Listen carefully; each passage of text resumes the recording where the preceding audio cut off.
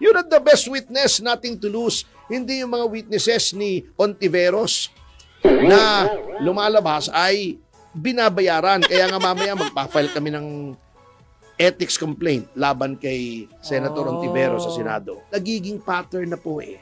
Nagiging pattern na. Nagiging habit na ni Senator Risa Ontiveros na kausapin yung witnesses. Kung mayroong Senate inquiry at may witnesses, hindi mo dapat kinakausap yung witness na yan eh. Witness tampering yan eh. Sana ako'y umaapila din sa Blue Ribbon na may mga nagbo-volunteer na mga dating congressmen. Unang-una si Congressman Teves. Yeah. Sana patawag ninyo. Yun ay hindi na matatakot makontempt yun. Kung may sasabihin man siya na laban sa kanyang mga kapwa-kongresista. Kasi, paano matatakot mag-contempt yun? Nakakulong na nga. Matatakot pa bang ikulong yun? You're not the best witness, nothing to lose. Hindi yung mga witnesses ni Ontiveros na lumalabas ay binabayaran. Kaya nga mamaya magpa-file kami ng ethics complaint laban kay Senator Ontiveros sa Senado. Dahil nagiging pattern na po eh. Nagiging pattern na. Umpisa pa yung corona trial, yung sinasabi ni Miriam, congressman pa yata, kung hindi ako nagkakamali, si Senator Ontiveros noon, may mga nagsabing witnesses na sila ay kinausap. Nagiging habit na ni Senator Risa Ontiveros na kausapin yung witnesses. Alam nyo, kung mayroong Senate inquiry at may witnesses, hindi mo dapat kinakausap yung witness na yan eh. Tama. Di ba? Hayaan mo silang maghayag ng kung gusto nilang ihayag. Witness tampering yan eh. Oh. Kaya, hindi pwede. Since nakakalusot siya nung panahon ni Corona, and then yung Kikian na dinimanda pa siya ng kidnapping ni Congressman Paras, and then yung sa Farmally, and then ngayon na naman dito kay Pastor Kibuloy, namimihasa eh. Oh, hindi pwedeng ganun.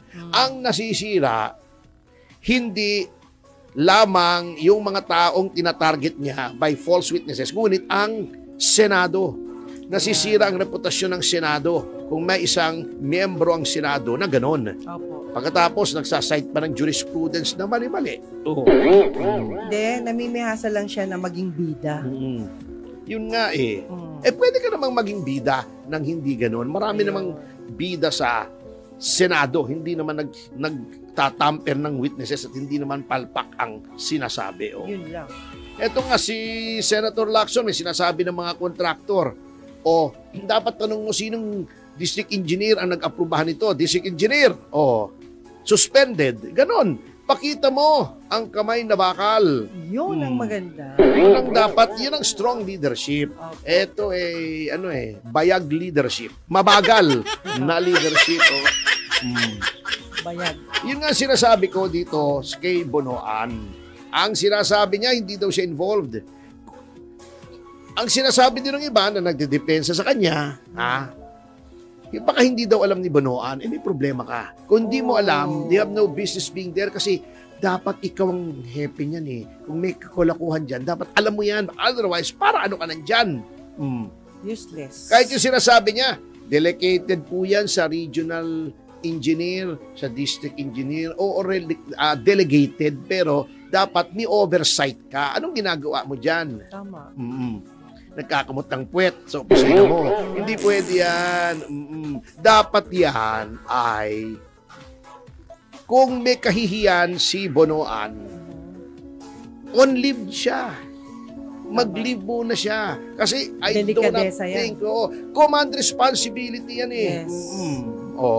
Yung sasabihin mong, yung sasabihin niya, walang command responsibility yan dahil delegated. Wala nang mananagot.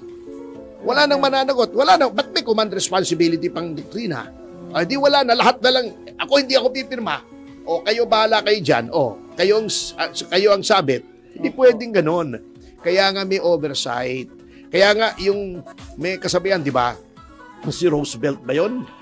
Na sinasabi niya, the buck stops here. Ibig sabihin, yung pasahan ng sisi, hanggang dito lang. Yun. Hanggang presidente lang. Wala na akong papasahan. Ultimately, ako ang may kasalanan ng lahat ng yan. Kasi alter ego, lahat ko yan eh. Ako pumili dyan. Dapat parang ganon.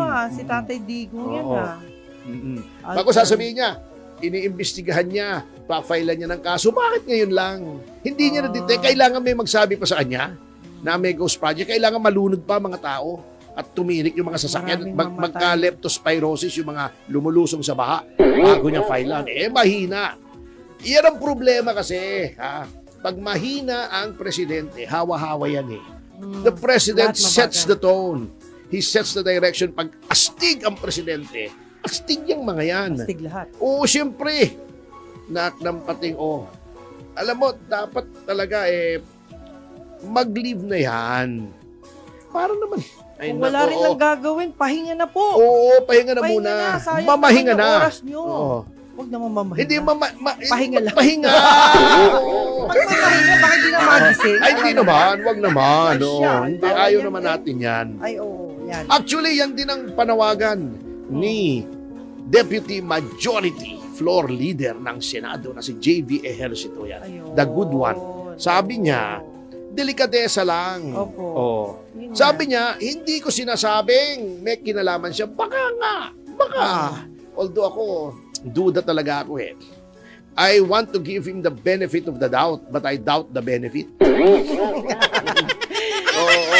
Ayan. Dami na nagigigil, Siyempre. Dami nagigigil sa chat natin.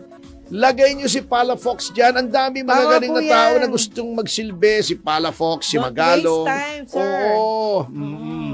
Oo.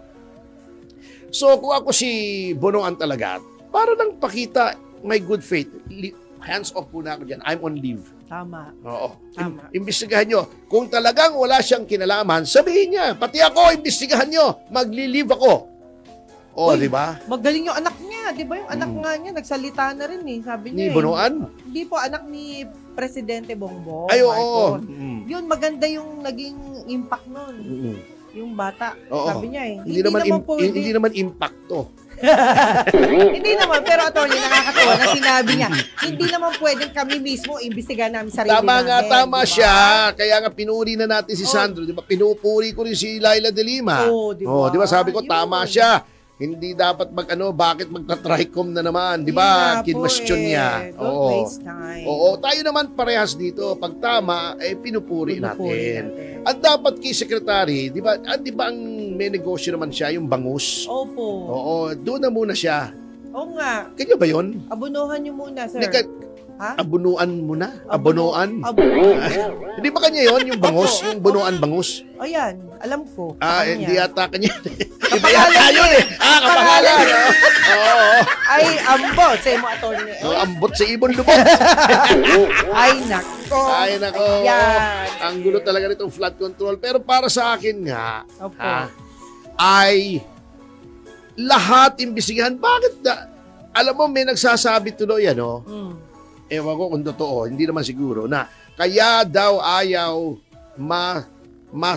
masaling ni Pangulo ang mga kongresista. Natatakot siya, baka ipa-impeach daw siya.